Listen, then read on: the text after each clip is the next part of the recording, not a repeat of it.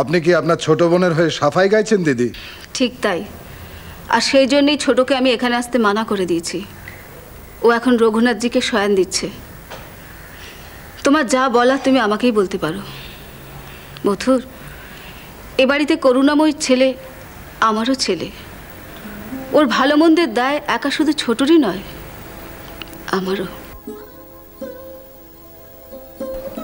হ্যাঁ মথুর, এই সমাজ সংসারে মেয়েদের অনেক কিছুই বিসর্জন দিয়ে বাঁচতে হয়, কিন্তু তাদের ভেতরের মাতৃত্ব বোধটাকে তারা কখনোই বিসর্জন দিতে পারে না। আমাদের বনে বনে যতই কোদল হোক না কেন, আমরা কিন্তু আমাদের সন্তানদের কখনোই আলাদা বিচার করে দেখি না।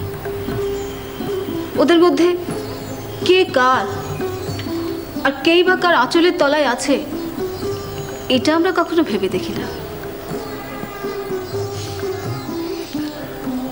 বেশ,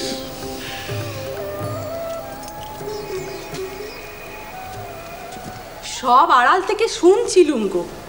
সত্যি জানো মা, কে? আমার নিজেরই কেমন বিশ্বাস হচ্ছে না। এই কটা দিনের মধ্যেই তোমরা কেমন যেন সবাই পাল্টে গেছো। তুমি কেমন ছোট বোনের ওই কথা কইছো, ছোট বোন আবার দিদি দিদি করে কেমন গা ঘষছে। তাতে তোর কি? আমি কি আর এমনি এমনি এখান থেকে মন্দিরে চলে গেছি গো? মেরে ভাব, সব যেন একবারে ঝগড়াঝাটি শিখে তুলে দিয়ে কেমন করে তোমরা দিন কাটাচ্ছ।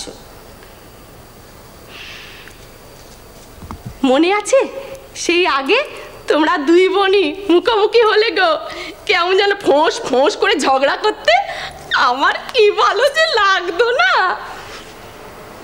আর এখন দূর, ভাল লাগে না। জয় প্রভু, জয় প্রভু, জয় ঠাকুর, জয় প্রভা। তুমি ফিরে এসো ঠাকুর। এসব কি হচ্ছে চিনু দাদা? আমি জানতুম তুমি কামারপুকুরের মাটিতে আবার ফিরে আসবে। আবার যাবে কোথায়? এটা তোমার নিজের ঠাঁই গো ভগবান। এই দেখো, মা এলে কিন্তু আমি বলে দেব। মাকে তুমি নতুন করে কি বোঝাবে বলো দিনি মেয়ে? মা কি জানে না? মাকে বলে দেবো। তুমি কিন্তু আমাকে রাগিয়ে দিচ্ছ। মায়ের কথা তুমি কতটুকু জানো গো? বিশ্বেশ্বর ভগবান যখন মরতে পা রাখার ঠাঁই না পেয়ে ত্রিশঙ্কু দশায় ঝুলছে, মা তখন তারে নিজে ডেকে নিয়ে এসে তার গর্ভে স্থান দিয়েছিলেন। তারপর তারে ভুঁয়ে নামিয়ে কোলে কাঁকে পেলে এত বড় ঠিক করেছে। বলো, ঠিক বলিছে কিনা বলো বলো বলো। কি গো তুমি চিনু দাদাকে মানা করছো না?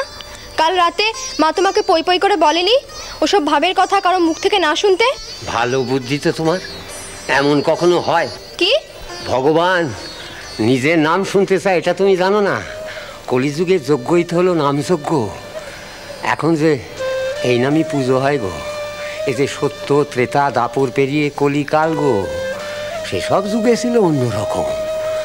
সেবা অর্চনা যজ্ঞ তপস্যা এইসব। তখন কত বড় বড় সব সাধু ছিল, তারা কত কঠিন কঠিন তপস্যা করত। এই তোমার ওসব হিজিবিজি কথা বন্ধ করবে? আর এও হয়েছে তেমন, বসে বসে গিলছে। মা আর অক্ষয় দুজনে মিলে পুজো চড়াতে গেছে তো গেছেই, এখনো আসছে না। দাঁড়া দাঁড়া, ওগো শুনছো? ভুলে গেছিলাম, সেও তো বাড়িতে নেই। তাহলে তাহলে তাহলে কি হবে? শোনো না, শোনো না গো। কি? সেই যে তোমারে তপস্যার কথা বলেছিলাম, কত রকমের তপস্যা ছিল। সাধু সন্তরা কত রকমের তপস্যা করত।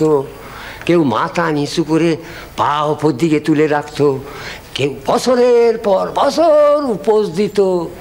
কত রকমের যজ্ঞ ছিল, অশ্বমেধ সপ্তমেধ সব। কলিকালে তো এসব যজ্ঞ হয় না। কি দিয়ে হবে? ঘি থেকে ব্রাহ্মণ সবেতেই ভেজাল। তাই তো স্বয়ং প্রভু